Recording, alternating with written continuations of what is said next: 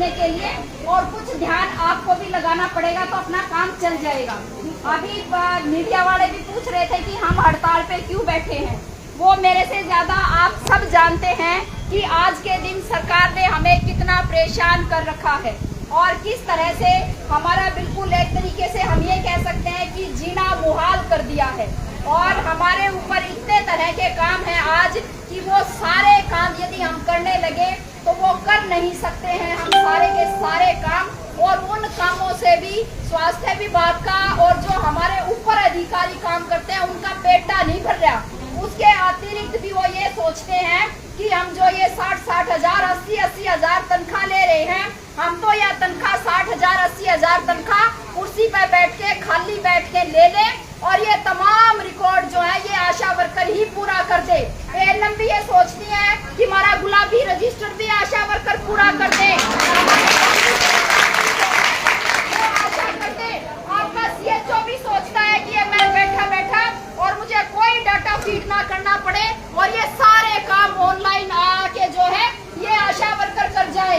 इतने से भी उनको तसल्ली नहीं हो रही। वो जो है डीसी जो बैठा है अपना, और डीसी को भी ये लगता है अच्छा ये लाल सूट पहन के जो ये वर्कर काम करती है, इनके बारे में खुद सरकार ने भी कहा कि ये अच्छा काम करती है। अलग अलग समय पे जब आंदोलन होता है तब सरकार कहती है आशा वर्कर कुछ काम नहीं करती और बाकी समय पे कहती है आशा वर्कर हमारी रीढ़ की हड्डी है। ऐसा ही है ना? ये जब हमसे काम लेना होता है तब वो हमें कहते हैं कि हम स्वास्थ्य विभाग की रीढ़ की हड्डी हैं, और जब हम अपने उस काम के बदले में वेतन मांगते हैं तब ये लफाजी करते हैं अधिकारी, और वो तब हमें ये कहते हैं कि हम तो कुछ काम ही नहीं कर रहे हैं। आशा वर्कर तो एक भी काम नहीं करती, वो तो फ्री के पैसे ले रहे हैं। और इतनी तगड़ी रट लगा रखी है कि आशा वर्कर 4000 रुपए ले रहे हैं, 4000 रुपए ले रहे हैं। और हम उनसे ये पूछना चाहते हैं भाई आशा तो 4 ले रही है, एएनएम तो 80,000 ले रही होगी, सीएचओ तो 1 लाख ले रहा होगा, सारे एमओ एसएमओ सीएमओ सारे वह तो लाख ले रहे होंगे, जो ऊपर अधिकारी बैठे वो 1.5-2 लाख भी ले रहे होंगे, एमडी भी हमारे की में तनख्वाह ले रहा होगा। तो वो चलो जैसा पैसा ले रहे होंगे वैसी तो वो काम कर रहे होंगे, लेकिन हमारे 4000 रुपए किस बात की उनकी जांच वो हो रही है? हमारे 4000 रुपए उनकी वो आंख की किरकिरी क्यों बने हुए हैं?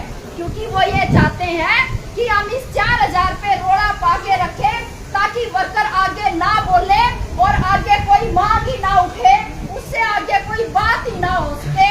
ये सारा का सारा रोड़ा इस बात पे है। अगली बात क्या है? फिर उनको लगता है ये आंदोलन करेंगी, आंदोलन में जाएंगी, नारे लगाएंगी, ये कुछ बात करेंगी, नई बात सीख के आएंगी, एएनएम से सवाल जवाब करेंगी, ये आपका काम है मैं क्यों करूं? वो सीएचओ से कहेगी ये आपका काम है मैं अपना काम करूंगी। वो एमओ को जवाब दे सकती है, वो एसएमओ को जवाब दे सकती है। आप लोगों को जवाब ना देना है, इसलिए वो ये सोचते हैं कि आपका कोई आंदोलन ही ना हो, आप कभी इकट्ठे होके अपने कभी बात ही ना करो यूनियन की। और इसीलिए एक प्रचार वो लगातार कर रहे हैं, संगठन के खिलाफ लगातार प्रचार करते रहते हैं, हमारी यूनियन के खिलाफ लगातार प्रचार करते रहते हैं। वर्कर्स के अंदर जो है एक तरीके से भ्रम पैदा करने का भी काम करते हैं और कई तरह की बातें कर रहे हैं, जो मैं आपको अभी बोलते हुए बताऊंगी कि क्या क्या तरह की बातें अधिकारी कर रहे हैं। अभी मैं आशा के काम की बात कर रही थी। आशा के काम पहले से ही बहुत ज्यादा थे। अब उस पे जब ये कोरोना महामारी आई तो हम ये कह सकते हैं उसमें 2 गुना इजाफा हो गया, और उसमें से बहुत सारे काम जो कोरोना काल में हमारे पास आए वो वापस गए ही नहीं, वो बने रहे। अब डीसी ये सोचता है हम नशा जो करते हैं गांव में हम उनका भी उनको भी ढूंढ के बता दें कौन नशा करता है कौन क्या करता है। मतलब स्वास्थ्य विभाग को स्वास्थ्य विभाग देखा जाए और ये अपने जिले का डीसी तक भी आशा वर्कर्स को नहीं पकड़ता और सारे काम फ्री के।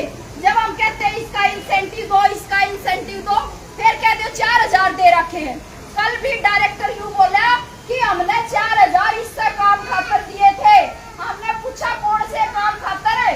बोला 4000 इस काम खातर दिए थे कि भविष्य में आपसे नए नए काम करवाएंगे। फिर हमने कहा हमने भी उनसे पूछा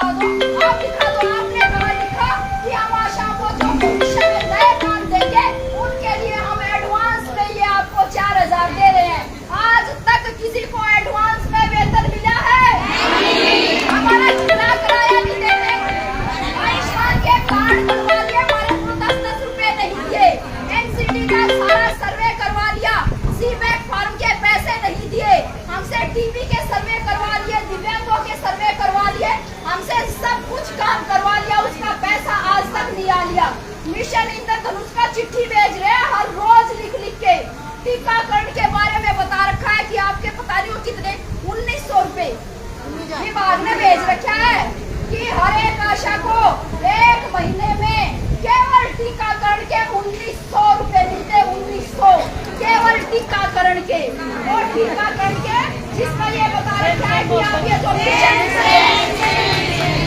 मिशन इंद्रधनुष आप कर रहे हो उसके लिए आपके 450 रुपए हैं। आगे होंगे मौज में 450 इस 1900 है।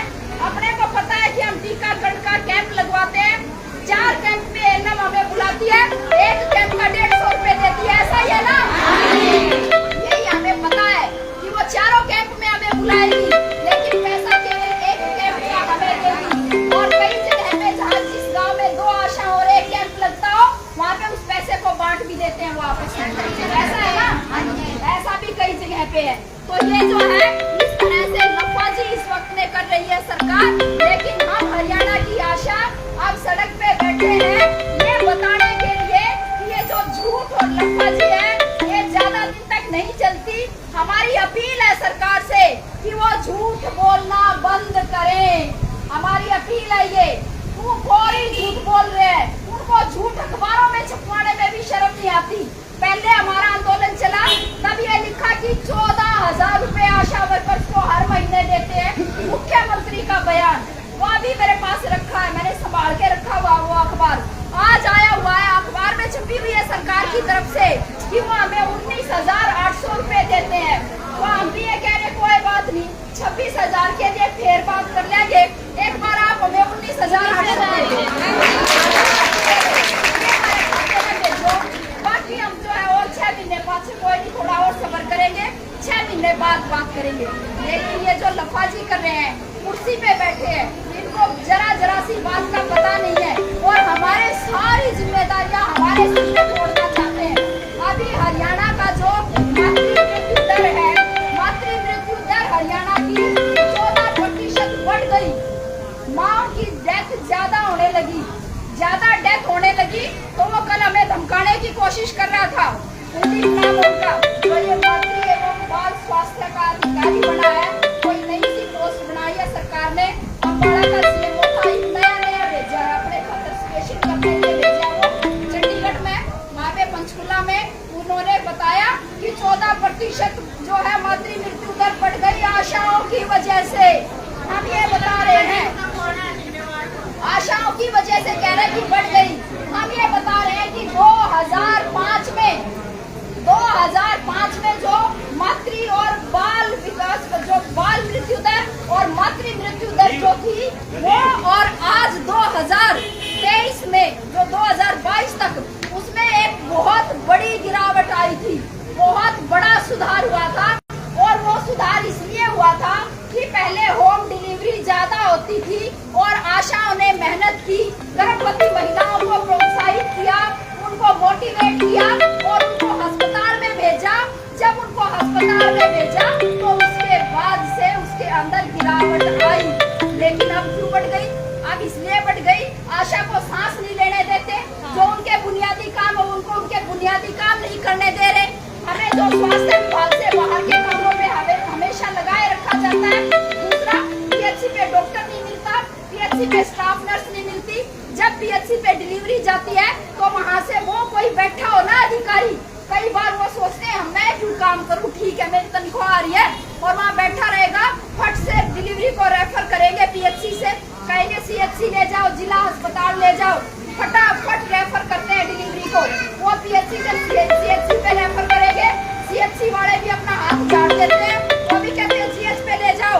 और जीएच पे भी एक नेक्सस है प्राइवेट हॉस्पिटल्स के साथ डॉक्टरों का, यहाँ पे जो आपकी स्टाफ नर्सिंग होंगी उनका, वो क्या करते हैं, वहाँ से भी ये जीएच में से भी रेफर करते हैं। और अगली बात, रेफर स्लिप भी नहीं बनाते, रेफर स्लिप बनाए तो उसका पैसा आशा को मिल सकता है। बिना रेफर स्लिप बनाए मरीजों को ये कहते हैं यहाँ पे कुछ देखभाल नहीं होगी आपकी, आप इसको प्राइवेट में ले जाओ, ठीक है, और वहाँ पे उनके कमीशन भी बंधे हुए हैं। आशाओं पे आरोप लगाते हैं वो, लेकिन ये काम करते हैं जिसकी वजह से वो काम आशा का काम था कि गर्भवती महिला को मोटिवेट करके, प्रोत्साहित करके उनको जो है संस्था तक पहुँचाना जहाँ पे डिलीवरी होनी है। हम वो काम बहुत बेहतर तरीके से, अच्छे तरीके से कर रहे हैं। अब होम डिलीवरी नहीं होती है, होम डिलीवरी नहीं होती है, संस्था में जाने के बाद काम होता है स्टाफ नर्स का, डॉक्टर का काम होता है। यदि मातृ मृत्यु दर बढ़ रही है इसका जिम्मेदार कौन है? इसका जिम्मेदार डॉक्टर हैं, जो अपने सिर पे नहीं लेना चाहते बात आशाओं के सिर पे उसका ठीकरा फोड़ना चाहते हैं। तो अपनी नाकामियों की जिम्मेदारी एक भी नहीं लेना चाहते। वो हमें कहते हैं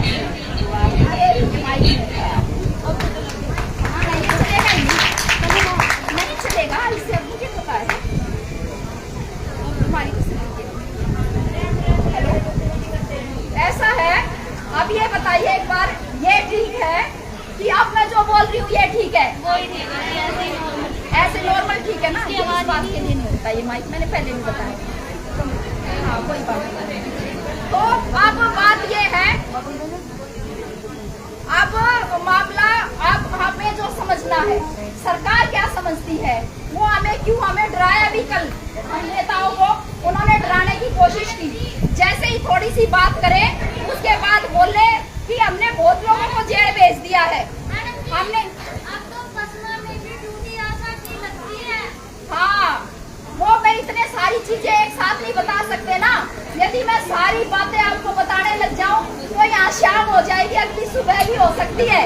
इतने काम हमारे पास हैं, काम आप सब कर रहे हैं। वो काम मैं आपको नहीं गिनवा रही हूँ, पता है मैडम को, है ना? वो काम नहीं गिनवा रही हूँ मैं जानबूझ के। मैं कुछ वो बातें आपको बता रही हूँ जो बात आपको नहीं पता है और पता होनी चाहिए। अब हम कल वहाँ पे गए तो बोले मैंने 4 NGOs को, जिनको उनका काम दे रखा था वो काम समय पे नहीं किया, मैं उनको जेल भेज चुका हूँ, मैं ये कर चुका हूँ।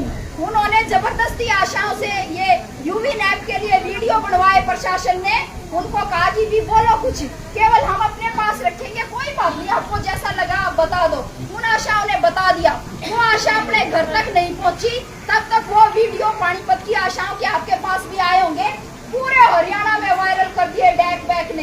पहले अपने ग्रुपों में डाले और अपने ग्रुपों से सब आशाओं के पास, उनके ग्रुपों में, क्योंकि सब आशाओं के ग्रुप डैक बैक के पास है, सबके पास पहुंचा दिए। हमने उन वर्कर से पूछा भाई क्या बात हो गई ऐसी? उन्होंने कहा हमसे तो जबरदस्ती बनवाए गए हैं जी। तो मैं कहा कि आप क्या करने वाले हो? हम तो हड़ताल में आएंगे। हम हड़ताल पे आएंगे तो ये भी तो बता दो वर्कर को। तो उन्होंने उल्टा वीडियो बना के डाल दिया कि भी हम सब स्ट्राइक में आएंगे, हम सब एक साथ हैं, हमारे मांग मुद्दे बहुत जायज है, हम लड़ेंगे। उसके लिए बोला हम लोगों को कि हम उन वर्कर से आपके खिलाफ FIR दर्ज करवाएंगे और आप लोगों को तो जेल में डाल देंगे। तो हम वहाँ से उठ के आ गए, हमने वहाँ बातचीत खत्म कर दी।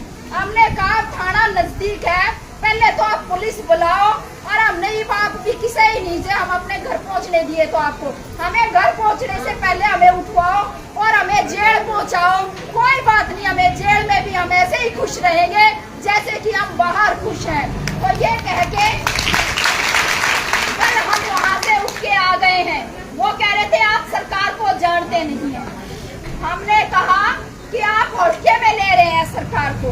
हम कोई हल्के में नहीं ले रहे सरकार को, और ऐसा भी नहीं है कि हम सरकार को नहीं जानते, हम सरकार को बहुत अच्छे से जानते हैं। क्या करती है सरकार? सरकार कर रही है कि आम जनता के जो मुद्दे हैं, उनके जो दुख तकलीफ है, उस पे मुंह मत खोलो।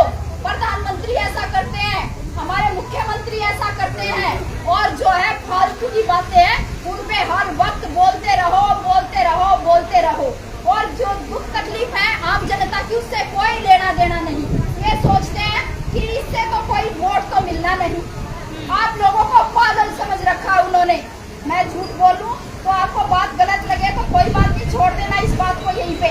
लेकिन पागल समझ रखा है, पागल जैसे पागल समझ रखा है। वो सोचते हैं ये थोड़ी बहुत देर नारे लगा लेंगी, 10-20 दिन नारे लगा लेंगी, 10-20 दिन नारे लगा के अपने घर चली जाएंगी, और जब चुनाव आएगा, चुनाव में वोट तो ये हमें ही देंगी। क्यों देंगी हमें वोट? वोट को ये तो याद रहेगा नहीं आशा से सरकार ने क्या क्या काम करवाए, किन किन का पैसा नहीं दिया, हमें कैसे हमारे ऊपर लाठियां चलाई, हमें कैसे कैसे उन्होंने प्रेशराइज किया, ये बात तो याद रहेगी नहीं। मोदी जी भाषण देंगे, टेलीविजन पे सबके पास भाषण आएगा, और भाषण के बाद हम सब जो है उत्साह से भर जाएंगे, कहेंगे हम हिंदू हैं, हिंदुओं की पार्टी बीजेपी, चलो वोट दे दो सब हिंदुओं। आपको सारे हिंदू वोट दे देंगे। उनको ये भ्रम है, ये उनको वहम है इस बात का कि ऐसा होगा, हमें हराने वाला कोई है नहीं, इसीलिए वो उन्होंने ये मान लिया कि हम एक बार राज में आ गए, हमें हटाने वाला कोई नहीं है। इसीलिए बार बार ऐसा नैरेटिव दिया जाता है, ये बात बताई जाती है, बार बार कहा जाता है कि भाई मोदी नहीं तो कौन, मोदी नहीं तो कौन कहा जाता कि नहीं कहा जाता है? ऐसा ही कहा जाता ना, कोई मोदी नहीं होगा तो और कौन होगा? क्यों भाई, इस देश की 138 करोड़ की आबादी, इस 138 करोड़ की आबादी को ये पैदा करने वाली माए, क्या मतलब एक मोदी की माँ स्पेशल थी जिसने एक मोदी जड़ा, उसके बराबर का इस 138 करोड़ में और कोई नहीं है, वही एक है इस बात के लिए। बाकी किसी की सब माओ ने अपनी गोद से जो बच्चे जड़े वो सब नालायक थे, उनमें किसी कोई अकल नहीं है, उनमें कोई समझदारी नहीं है, वो ये कहना चाहते हैं कि आप सब किसी लायक नहीं हो, ये वो संदेश दे रहे हैं। और जो ये हिंदू हिंदू कर रहे हैं, हिंदुओं के नाम पे हरियाणा में दंगे चलते हैं, पता होगा? हाँ जी। अभी मैं यहाँ बात कर रही थी, पलवल से फोन थे, वो पलवल में बोले आशाओं को धरना नहीं लगाने देंगे। हमारी आशाएं आई हुई है वहाँ पे, ज्यादातर 90% आशा जिले की, 1000 आशा है वहाँ पे, 1000 आशा में से वो उतने टेंशन के माहौल में से 800 से 900 आशा वहाँ पे जो है डीसी दफ्तर पे पहुंची हुई हैं, और प्रशासन कह रहा बैठने नहीं देंगे, आशाएं कह रही हम तो यहीं बैठेंगे और हम उठ के नहीं जाएंगे। इसी टेंशन में से वो जो दंगे फैला रखे हैं हरियाणा के अंदर, वो गुड़गांव के मेवात, इधर पलवल, यहाँ पे पूरी टेंशन है। उस टेंशन के अंदर आप ये बताइए कि वो कौन लोग हैं जो दंगाई हैं? वो हमारे जैसे बच्चे हैं, हमने देखा 13, 14 साल के, 15 साल के, 16, 17 साल के, दलितों के, गरीबों के। अमित शाह का बेटा नहीं है उसके अंदर, अमित शाह का बेटा तो बीसीसीआई का अध्यक्ष है। ये जितने नेता, इनके तो बच्चे विदेशों में पढ़ने गए हैं, वहाँ से पढ़ लिख के आएंगे, या तो वो जो है बड़े बड़े पदों पे कब्जा कर लेंगे, अन्यथा वो आप लोगों की जो है, आपको लोगों को उन्मादी बना के, आप लोगों के बच्चों को अपराधी और दंगाई बना के वो उनके वोट लेके वो तो राज करेंगे। और जो दलितों के बच्चे हैं, बहुमत हिस्सा है, वैसे क्या कहते हैं दलितों को? कोई ब्राह्मण अपनी बेटी की शादी करेगा दलित के साथ? नहीं करेगा ना। फिर काहे के हिंदू हो गए? यदि इतना भी आपस में साझा नहीं है एक जाति का दूसरी जाति में, तो वो किस बात का हिंदू हो गया? वो हमें अछूत समझते हैं, एक बहुमत आबादी को अछूत समझते हैं, वो पिछड़ों को क्या कहते हैं, ये तो जो है उनको दबा के रखने की कोशिश करते हैं और उनके बच्चों को दंगाई बना रहे हैं, दंगाई। वो जो है कैसी घटनाएं हो रही हैं देश के अंदर, आप ये देखिए। मणिपुर के अंदर क्या हो रहा है, सुना नाम कोई मणिपुर का आपने? हाँ जी। मणिपुर अपने ही देश का एक राज्य है, वहाँ पे बिल्कुल मतलब 2 समुदाय आपस में कट के मर रहे हैं। 2 समुदाय में वो वैसे तो आदिवासी है, आदिवासियों का कोई धर्म नहीं है, उन्होंने चिपकाए हैं धर्म उनको। एक समुदाय को कह रहे हैं हिंदू है, दूसरा समुदाय ईसाई है। ईसाई और हिंदू आपस में कट मर रहे हैं, वहाँ पे आपस में कट मर रहे हैं। उसमें महिलाओं के साथ वो उनकी महिलाओं को उठा ले जाते हैं, बलात्कार हो रहे हैं वहाँ पे, वो उनकी महिलाओं को उठा ले जाते हैं, बलात्कार हो रहा है, पिस कौन रहा है वहाँ पे? महिलाएं। और प्रधानमंत्री को क्या जानकारी नहीं है वहाँ की? वो बोल नहीं सकते, लेकिन बोलने नहीं 3 महीने तक जब वो एक वीडियो सामने आया जिसमें हजारों लोग 2 महिलाओं को नंगा घुमा रहे हैं, उनके साथ वो जो कर सकते थे पुकार नंगा करके वो किया, हजारों की भीड़ ने, और उनको नंगा घुमाया। उसके बाद भी जो है प्रधानमंत्री ठीक से बोलने की स्थिति में नहीं आए कि महिलाओं के साथ क्या हो रहा है। ये इनकी संवेदनशीलता है और इनको इसी बात पे घमंड है कि आपस में लड़वाओ, आपस में हमें ना लड़वा रखा हो। स्वास्थ्य विभाग में तो बता दो, क्या अपना एएनएम के साथ झगड़ा नहीं करवा रखा, अपना बाकी स्वास्थ्य विभाग के साथ झगड़ा नहीं करवा रखा, सोचते आपस में लड़वा दो और कुछ देने की जरूरत नहीं है। इनको तो जो दे रखा है ये भी ज्यादा है और ये भी खोज लो। एक चुटकुला है, आपको सुना हो तो आपने, कि बच्चा रोटी ले रहा था, रो रहा बहुत देर से कि इस पे घी रख दे, घी रख दे, घी रख दे। माँ ने वहाँ रोटी खोस ली तो थोड़ी देर बाद घी वाली बात तो भूल गया, फिर ये कहने लग गया मेरी रोटी दे दे, मेरी रोटी दे दे, मेरी रोटी दे दे। तो इसीलिए वो हमारे साथ ऐसा गेम करना चाहते हैं कि जो पहले से हमें मिला हुआ है इसमें कांटा मार दे, ताकि हम जो है नया मांगना तो भूल जाए। जाए, हम जो पहले से मिला वो हम कहें जो पहले हमें मिल रहा था हमारा वो वापस दे दो, जो हमें पहले मिल रहा था वो हमारा वापस दे दो। ये इनका गेम चल रहा है। लेकिन हरियाणा की 20,000 आशा वर्कर आज डट के खड़ी हैं, लड़ रही हैं। और हम जो है ये तमाम जो ये सरकार की हम ये कह सकते हैं कि उनकी ये जो बुरी सोच है, ये एक तरीके से नकारात्मक सोच है वर्कर के प्रति, हम इसका जवाब देंगे और उनको बात हमसे करनी पड़ेगी, हमारे मसले सुलझाने पड़ेंगे। कोई खट्टर अपनी माँ के पेट से राजा नहीं पैदा हुआ है कि भाई वो अपनी माँ के पेट से राजा पैदा हो गया, उसको हम लोगों ने वोट डाल के बनाया है। अभी थोड़े दिन बाद फिर वो आएंगे हमसे वोट देने के लिए। ना मोदी अपनी माँ के पेट से राजा पैदा हुआ है, जनता के वोट लेके वो बड़े हैं, तो हमारे बीच में वो फिर आएंगे, उनको आना पड़ेगा और इसीलिए उनको हमारे मुद्दों का समाधान भी करना पड़ेगा, बात उनको करनी पड़ेगी। और ये हमारी एकता, ये जो इसके खिलाफ जो चल रहा है, ये सोचते हैं कि भाई हरियाणा की 20,000 वर्कर एक साथ क्यों है, ये उनकी आंख की किरकिरी है। उनको लग रहा है कि यदि आपस में टूट जाए, ये बिखर जाए, इनके 2-4 नेता उधर से भाग जाए, 2-4 उधर भाग जाए, हम किसी को लोभ लालच दे दे किसी नेता को और उनको थोड़े नेता इधर हो जाए, थोड़े उधर हो जाए और ये जो है बिखर जाए वर्कर, तो ये कुछ बात करने लायक नहीं रहेंगे, वो ये सोच रहे हैं। ऐसे हमारे बीच में सेंध लगाने की कोशिश कर रहे हैं। लेकिन हम भी जो है, हमने पहले भी बताया कि ये सरकार की जो सेंध है ये कामयाब नहीं हो पाएगी, ना तो ये पहले कभी कामयाब हुई और ना ये आज कामयाब होगी। मैं ये हमें जो है बिल्कुल आश्वस्त है इस बात के लिए, हम अपने वर्कर के ऊपर इतना दृढ़ विश्वास हमारा है और आप भी अपने नेताओं पे विश्वास कर सकते हैं जिन्होंने हर कठिन समस्या का सामना किया है और अभी भी कर रहे हैं।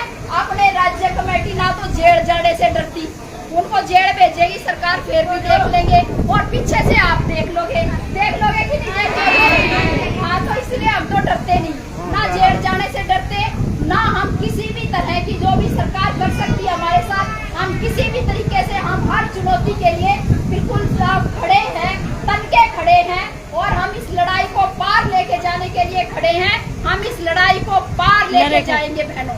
बस एक बात जो जरूरी है करनी, वो मैं करना चाह रही हूँ, वो ये बात करनी है, बात नहीं आपस में करो, वो ये बात करनी है कि एक तो सदस्यता, जिन पीएचसी की सदस्यता नहीं हुई है यूनियन की, अब की बार अपनी सदस्यता, जब हमारी एकता है, हमारी यूनियन 20,000 की है, तो भाई सदस्य यूनियन के 20,000 क्यों नहीं? तो क्या हम अब की बार के लक्ष्य ले सकते हैं कि 20,000 आशाओं को हम अपनी यूनियन का सदस्य बनाएंगे? ले सकते हैं? वो आप आश्वस्त करोगे तो वो ले सकते हैं हम। उसके लिए आप यमुनानगर को, आपकी जो 900 आशा है, आप हर एक आशा वर्कर को खुद से अपना ये कहना पड़ेगा, अपनी पीएचसी पे बात करो, आप अपनी कॉपी लेके जाओ सदस्यता की, आज आप कॉपी लेके जाओ, कल आप उसको सदस्यता को अपनी लेके आओ, यहाँ पे जमा कराओ। हमने कहा कि भाई 12 तारीख तक अब रोज आना आपको, क्योंकि हमें नहीं लग रहा 3 दिन में ये सरकार जो आज बात करी है, यदि सरकार 3 दिन में सुन ले तो ठीक है, बहुत बढ़िया बात है, हम अपने घर जाएंगे 3 दिन बाद। नहीं सुनी तो जो है 11 तारीख को भी ऐसे ही अपनी जगह पे प्रदर्शन में आएंगे जैसे आज आए हुए हैं, ठीक है? आ जाओगे?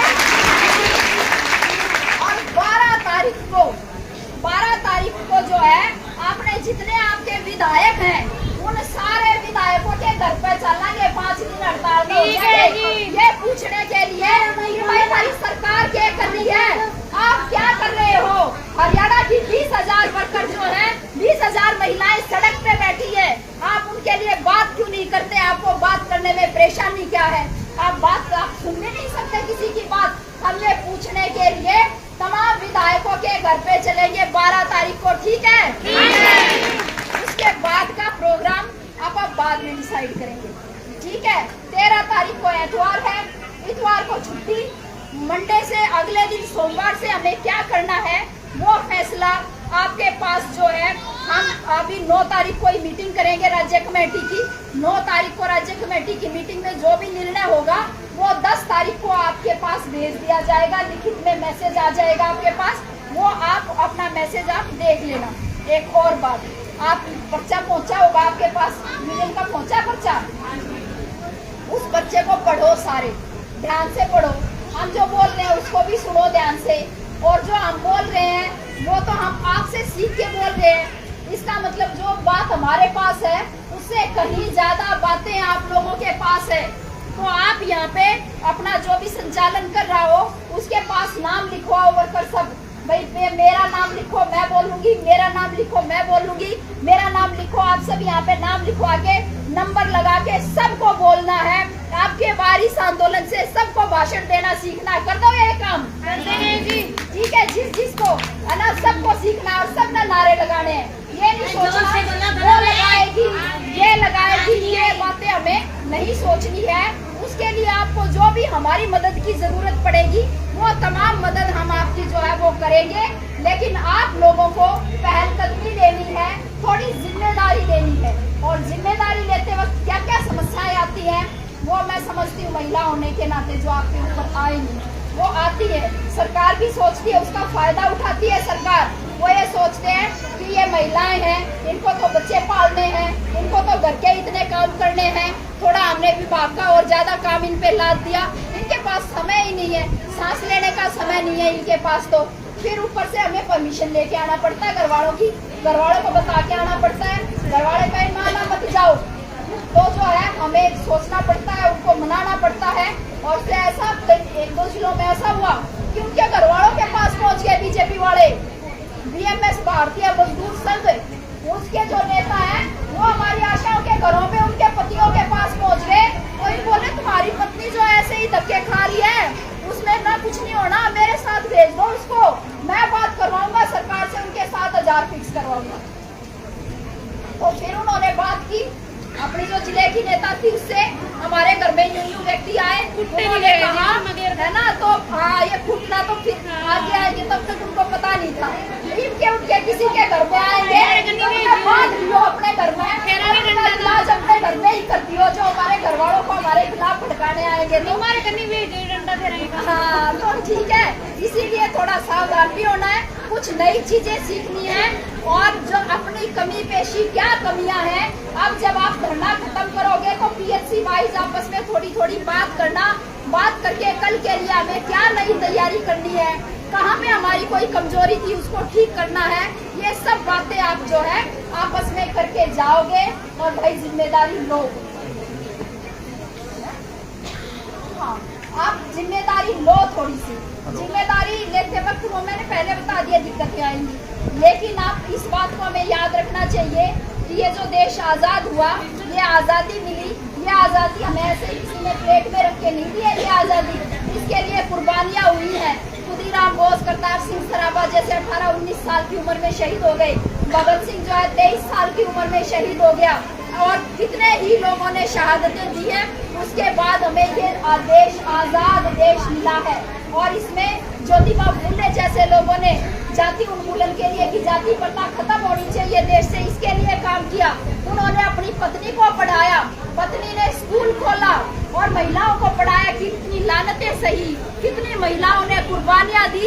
और जब हम पैदा हुए तो हमें अपने गांव के अंदर लड़कियों का स्कूल मिला, और स्कूल में हम पढ़ के आप सब इस लायक बन गए कि आप आशा वर्कर हो जाओ। मैं इस लायक बन गई कि जो है मैं आपके सामने बोल सकूं, हम इस लायक बन गए तो हमारे ऊपर कुछ कर्ज है सामाजिक, इसीलिए हम अपना जितना सोचते हैं हमें थोड़ा सा सामाजिक जिम्मेदारियों के बारे में भी सोचना चाहिए। और अब जब हमारा आंदोलन चल रहा है इस वक्त में, तो चलते हुए आंदोलन में हमें इसकी ट्रेनिंग, इससे अच्छी ट्रेनिंग और कहीं नहीं हो सकती है। तो थोड़ी थोड़ी जिम्मेदारियां लेना, ऐसे नहीं भाई ये लेगी वो लेगी वो लेगी, ऐसे नहीं, आप ऐसे अपने आप को ऑफर करना कि भी मेरा नाम लिखो, मुझे काम दो, मुझे कोई काम बताओ, मैं करूंगी, बताओ कहाँ पे कमजोरी है, मेरा भी मदद लो, मैं भी ये मदद करूंगी। तो ये काम अपने को करना है। आज आप यहाँ सीएमओ ऑफिस आ गए, कल जो है अपना आशाओं की तो हड़ताल चलनी है, लेकिन इसके साथ साथ कल पूरी ट्रेड यूनियनों की, जितनी देश की ट्रेड यूनियनें हैं, सबका 24 घंटे का पड़ाव है, जो कल 12 बजे शुरू होके अगले दिन 12 बजे तक चलेगा। तो हमें जो है, हमें भी कल डीसी दफ्तर जाना है। हमें 12 बजे नहीं आना है, 12 बजे टाइम पड़ाव का है। अपनी हड़ताल का टाइम, जो हड़ताल दरी पे पहुंचने का टाइम, वो 10 बजे का है। हमें अपने टाइम पे पहुंचना है सबसे पहले, जो हमारा टाइम है अपनी हड़ताल का। और अगले दिन भी अपना 12 बजे प्रोग्राम खत्म नहीं होगा। वो जिनका पड़ाव है वो हमारा समर्थन भी हो गया एक तरीके से, ये मानो कि वो हमारे समर्थन में आ गए, लेकिन हमारी हड़ताल जारी रहेगी। अगले दिन 12 बजे नीचे खत्म होगी अपनी। आप में से कितने लोग कोई रात को रुक सकते हैं, नहीं रुक सकते, वो आप अलग बात करेंगे, लेकिन सब कल तैयारी करके आना, कम से कम 5 बजे तक, है ना? कराओगे इतनी तैयारी को? 5 बजे तक डीसी मुख्यालय में अपने को रुकना है। हम रात को कौन रुक सकते हैं, वो आपस में दीदी मैं पंचर जाना गर्दन दुख रही मेरी तो जमीन को उसके लिए भी तैयार रहना चाहिए, कोशिश करनी चाहिए। एक और अगली 10 तारीख को भी जब आप आओगे तो 12 बजे उल्टा नहीं जाना आपको, 12 बजे पड़ाव खत्म होगा। आपकी हड़ताल जो है वो 3 बजे ही खत्म होगी। तो उसके बाद जो ये डीसी दफ्तर पे ही लगाना है। अपनी लड़ाई सरकार के साथ चली है। सरकार का नुमाइंदा डीसी है, सीएमओ स्वास्थ्य विभाग का नुमाइंदा है, डीसी सरकार का नुमाइंदा है। लड़ाई अपनी सरकार के साथ चल रही है। इसीलिए हमने पूरे हरियाणा में आह्वान किया था कि अपने धरने जो है वो डीसी दफ्तरों पे लगेंगे, लेकिन आप लोगों ने जो भी सोचा, जिस तरह से भी बैठ गए, कल और परसों वहीं बैठना है। और उसके बाद मीटिंग करके जिला कमेटी की उसमें फैसला लो। हो सके तो डीसी दफ्तर पे ही अपना मोर्चा लगाओ, वही बेहतर जगह है, वही सही जगह है मोर्चा लगाने की। अन्यथा जैसा आप लोगों का जिला कमेटी का, आप सारे जिले का जैसी राय बनेगी, आप उस हिसाब से इस काम को करना। आप सबने मेरी बातचीत सुनी, इसके लिए आप सबका बहुत बहुत धन्यवाद।